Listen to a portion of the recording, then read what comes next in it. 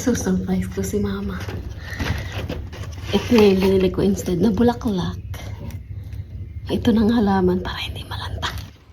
Hi guys! Ito na nga yung part 2 ng surprise ko kay mama para sa Valentine's Day. At akala ko nga dire-diretso na yung pag-surprise ko kay mama. Wala nang sagabal.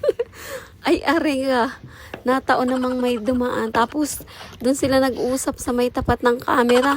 Hindi nila alam na may camera doon sa baba. Hindi naman ko masabi na umisod-isod dahil nandun yung camera. So, ang ginawa ko ay hinintay ko lang na umalis sila. Pagkaalis nga nung mga dumaan ay kumatok na ako kay mama at ito yung reaksyon niya.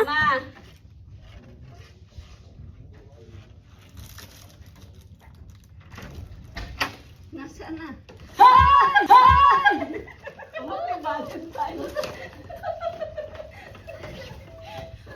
Ang hirap mag-surprise pag wala din. Kaya kanina pa ako. Kawawa naman kasi. At ayun guys, hindi naman nga lugi sa paghintay sa labas at na-surprise pa rin si mama.